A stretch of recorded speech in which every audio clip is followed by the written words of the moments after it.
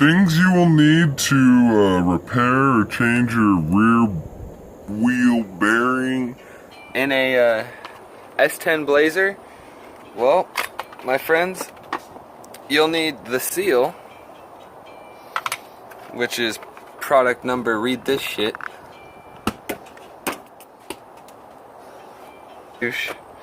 And then behind your head. And you'll need your wheel bearing. And get good quality shit because you don't want to replace this again in your lifetime. So yeah, we got the two things, and then you'll need a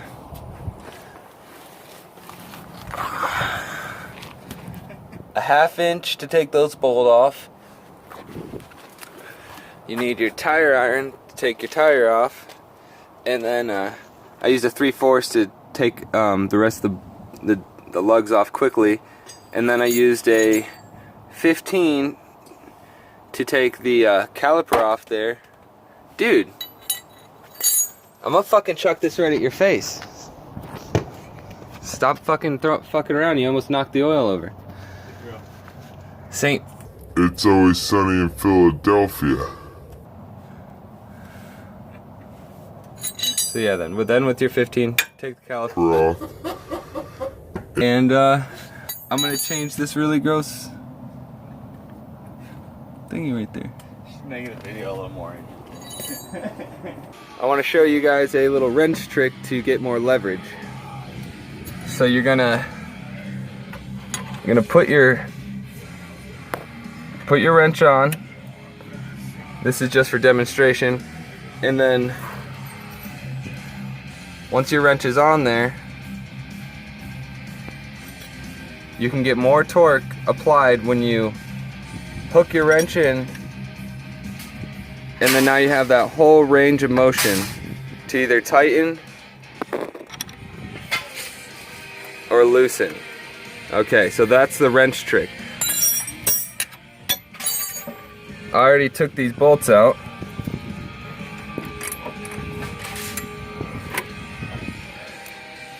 And now your caliper is going to come off, and you might want to find somewhere to wedge it back here.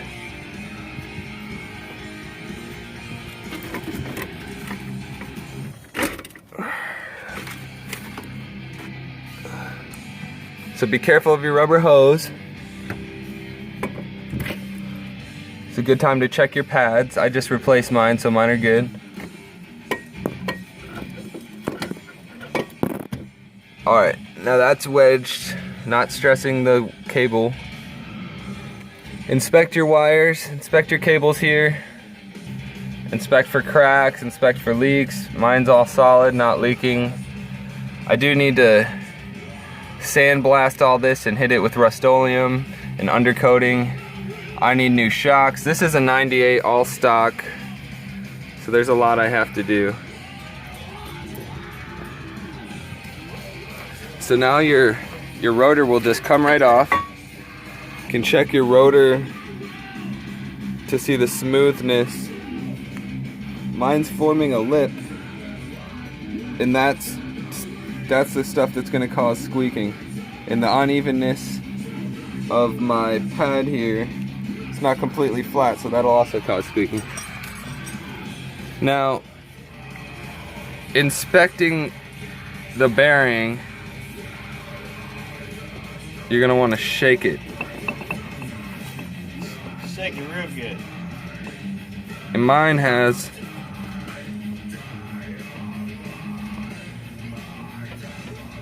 Kind of poop on it.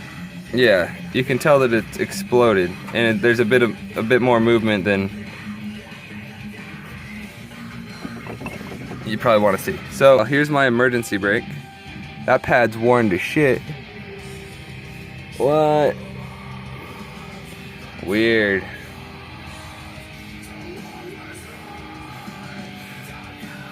Alright, so now we gotta open the differential and take the C-clip out so we can slide the axles out.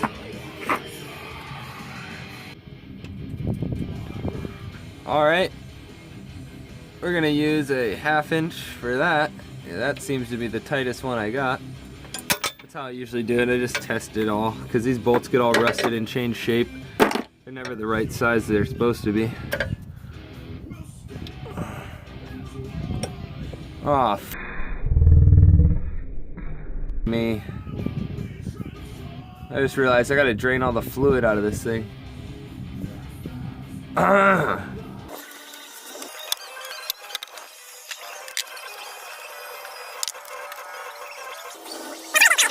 My shoulder's getting tired holding it up this high.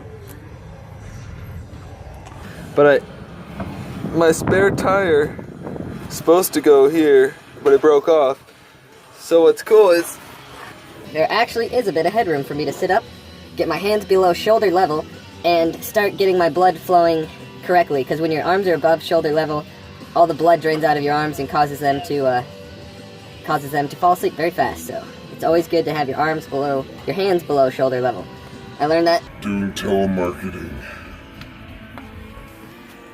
Because when you're telemarketing, you're gonna hold your hands above your fucking shoulder because your hand is on the phone. And when your hand is on the phone for 8 hours straight or more, you tend to, your pinkies go numb. And calling people doesn't seem so easy anymore. So you get a headset. Or you don't. Like me, I didn't get no headset. I did telemarketing for 2 months, and then I did another. Then I went. I did a factory job for 2 years and another factory job for 2 months. Begged for the old factory job back because it was great money and I wanted good money again. And then I was like, no, can't get there. And then so I went back to my telemarketing job that I had worked at 2 years before that. And they let me back for another 2 months free because that's as long as I can handle telemarketing. Because calling people, cold calls are off. I still got 2. I have the 7. These nipples tell you that this is right here, that nipple and that nipple. That tells you this is a 7.5 rear end. If it was an 8.5, these would be squares. They wouldn't have the dip right there. It'd be squared off if it was the 8.5. And then there's one bigger that doesn't have them right here, and it has a cross hatch. It's like the 8.6 or something. But let me get these last bolts off.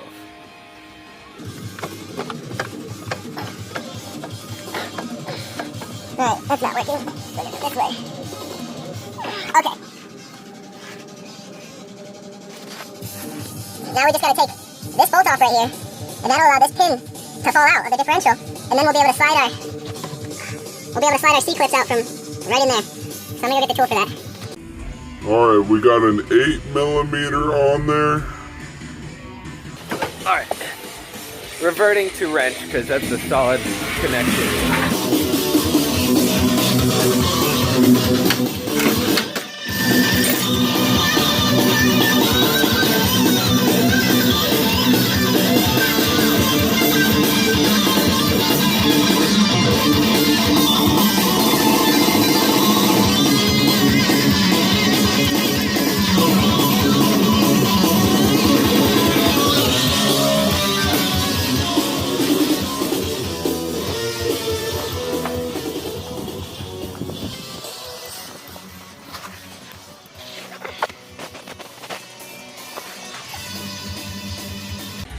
Alright, I've switched to wrench because it's got a more square connection.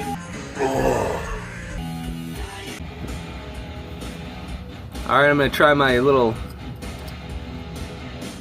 trick here. There we go. That worked with ease. The double wrench just gave me enough leverage to just get that right off. And once you break it free, this thing basically just comes right out. So that was an 8mm, friends. It was an 8mm. You just had to be square onto it. So now, This is gonna come out. I'm doing a video. So take your differential cover off with your 1/2" millimeter or 1/2" socket. Then you're gonna go on, and then the 1/2" wrench for behind these sway bars. Then you're gonna go into here, drain it into the pan. You're gonna grab your 8mm You're gonna take this little bolt off after you find it on the differential. Then this is gonna allow this to slide out, this shaft here. Check it for wear, clean up any spots that are weared, or replace if necessary. After you take that shaft out, you're gonna push the drive shaft in towards the center, and that'll allow the C-clip to fall out. The C-clip will fall down in here, you just snake it out, and then you push your drive shaft out, and then you set it down. Now your drive shaft's out of your way. Want to come over your drive shaft and inspect it right here, make sure the teeth are in good condition. And also inspect it along the edges here, where it rides against the bearing. Mine don't seem to be pitted or worn at all. The line seems pretty straight. So now I'm gonna grab a screwdriver or an angled screwdriver or something. I'm gonna wedge this out of here, and I'm gonna go charge my phone up so I can video the rest of this. But yeah, you can see all the goop around it, and that was an indication that it was worn. I just took my tire iron and I stuck it in the hole, and I just crinked it out of there. And then this is sort of the most important tool of the game today. This set right here is the Power Built Master Axle Polar Kit set. It comes with 3 different sizes for small, medium, large, and then the polar bar.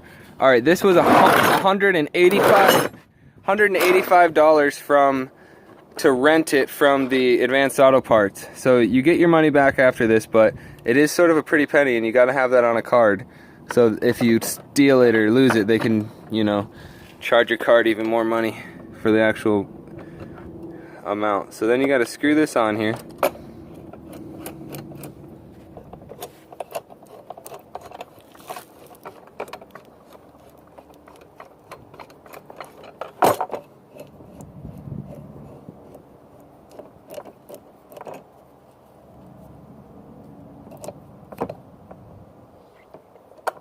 All right, now that that's in there, you got to hold that down. Slide one end in, lift it in, get it out. Now, we gotta jerk my car off with that in there. We're gonna slide this forward and try and yank it out. Yeah, it's coming.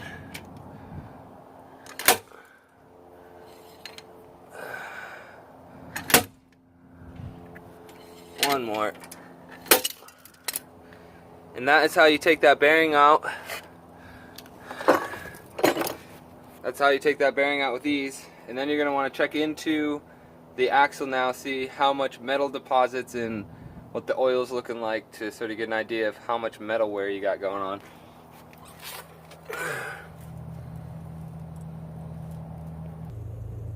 Sure there's no sand in there.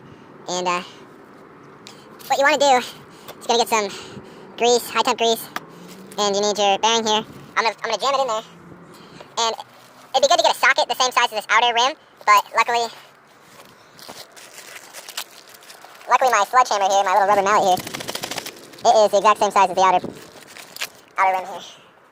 So we got, this literally fits snug around it, so I'm not banging out these center bearings. So I'm gonna try and... Fucking damn it. See, I've classically gotten the wrong bearing size. So this is something I usually do. I usually get the wrong parts because I can never seem to quite read it correctly. So now I'm gonna go back to the auto parts store and get the correct bearing size, hopefully. Hopefully they have 2 decent fucking bearing sizes, because this is too big. Fuck my life. Okay, so I did what I didn't want to do. I dropped one of these skiers out, which is sort of cool because now I get to inspect it and see how much wear is on it, and it really doesn't look like much. The teeth, oh, I see some wear now. But the teeth look very shiny and look like they've been making solid connections. I don't have a professional eye here, but look like they're getting full contact at least. So I gotta try and, oh fuck. Well, here's this one. Oh, and there's the other one, so that's top and bottom. I don't think that should be too hard.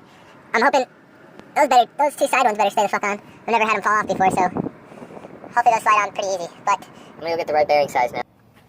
Alright, well, I finally got the right parts. I did order the parts for the 8.5 rear axle, which luckily I do have that rear axle in Michigan and on a Blazer 2000 Blazer ZR2 with an 85 K10 350 and 700 R4 with the transfer case, so shoved in it in a 2-inch lift. It's pretty redneck ingenuity the way they did it all, but this is the correct part number for the 7.5. Can't wait to start working on my other Blazer that's going to be a Boss Mutter, and then this is the part number for the wheel bearing that you need. So I'm going to throw this shit in there. and like I said, you need something of the right. So say your bearing's this thick, you're gonna want something the same width to whack it in, so you don't frickin' mess it up. So we're gonna try to whack that in. I already wiped all the inside clean. I'm just gonna look at this. I'm pretty sure it's both. National is what you want from Advance. This is the only brand you get from Advance or Discount Auto Parts. They all suck. The DriveWorks sucks. So there's that. I'm really hoping I can bang this in.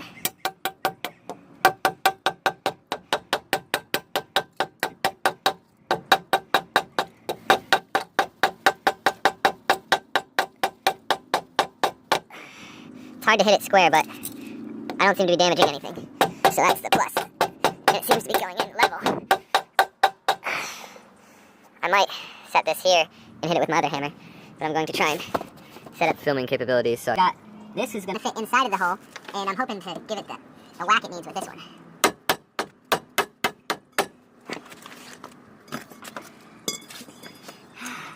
Stand up, get more whacking, power whacking.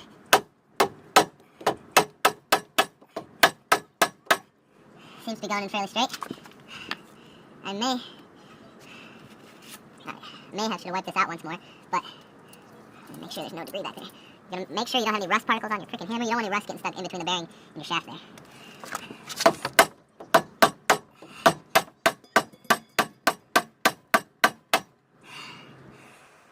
Fuck.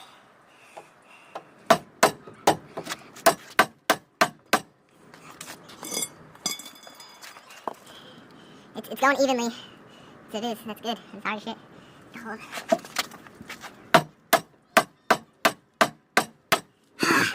I really wish I had a big enough socket to fit it fucking right there. Might be able to use the old bearing. Oh no, well, don't want to do that, get too stuck in there like a retard. No. Think smart, not retarded. I guess I'll keep hitting it. I'll get that old dirty sock there.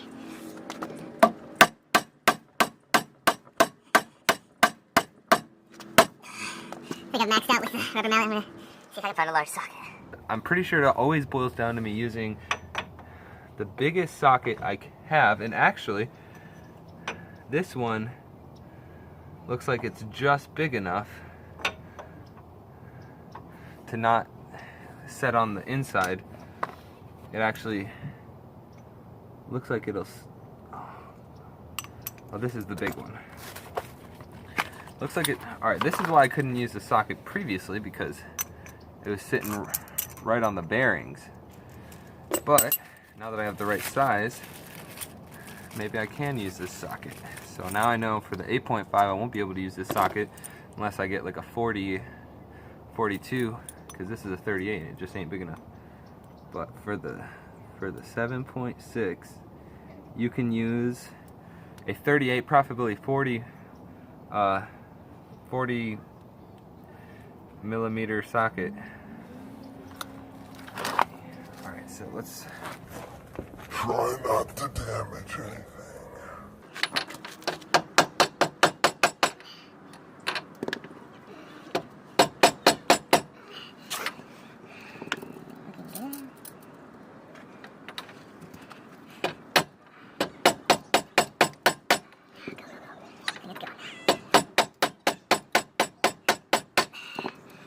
One good thing about the bearing is it'll beat in till it won't beat in, and then you know it's in. Because you just beat it until you can't get it in anymore, and then you know it's in. I like that. Just like with the rear differential, you fill it until you can't fill it anymore, and then it's filled. Wish everything was that easy. Okay, so there we go. Alright, one more couple bangs, and I think we got it, sons. Something rattled loose over there. The big mallet wins. Really gave us that oomph we needed. So now I'm going to inspect that I have the same reveal, the same lip all the way across, all the way through the edges. And I'm going to feel the behind too to make sure it's set properly and eyeball it quite thoroughly. There's a ridge right there. If you eyeball it, you can follow that ridge around it and make sure it's level.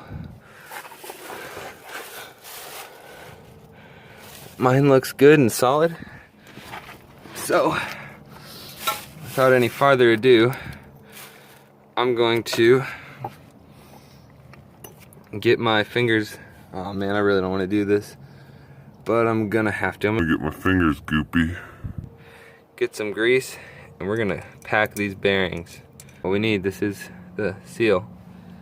So now I just shove that in here, and this is sort of the easy part. Oops. Once again, you're just gonna want to hammer it in there evenly.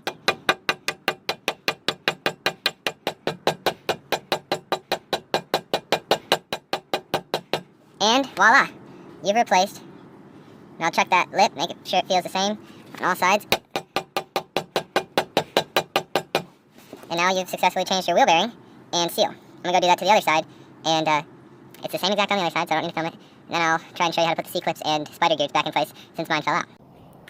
Definitely never supported a vehicle like this before, but this is my jack situation.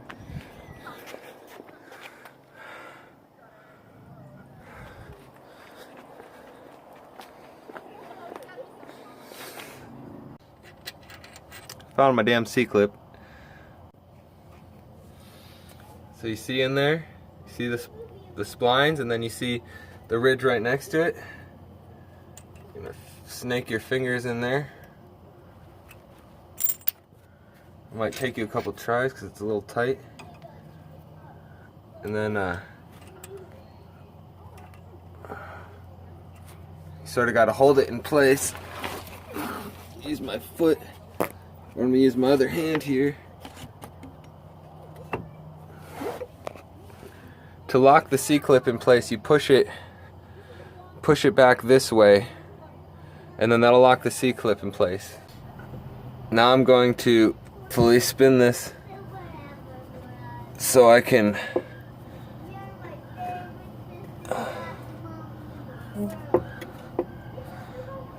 there's the opening. And I've got my two spider gears, hopefully top and bottom, and I'm going to hopefully feed them back into there. I have no idea how I'm going to film this because I do not have a film. Well, luckily I got a cool spot in the back of my Blazer to hold my phone, and I'm going to hopefully put these stupid gear things back in, spider gears. Alright, so first I'm going to go with this one.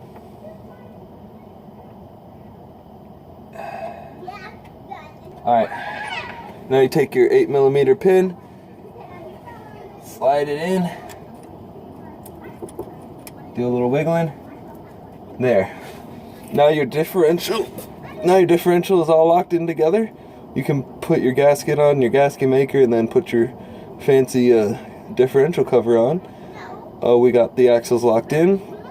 We got the differential put back together. Put a little gasket maker on both sides and put the gasket in, and then put my new plate on, and then put the wheels back together. And I don't know how much of that I'm going to record because it's pretty much just reverse process, and this video is already long enough. So hope this helped. Now button it up all in reverse. I'm sure you can figure it out, and there we go. Everything's pretty much done. Oh Lord. Alright, I'm going to show you one more cool thing you're going to need to fill your pumpkin up with fucking the correct amount of differential oil, gear lubricant. This device right here, Advanced Auto Parts, Discount Auto, I don't think Walmart, O'Reilly, everyone has it. All the auto parts store have it. It's about $7. And basically it'll let you pump all your fluids right over to your differential, and basically you fill your differential until it starts dripping down, and then you cap it and you're good to go. You can add some Lucas oil stabilizer.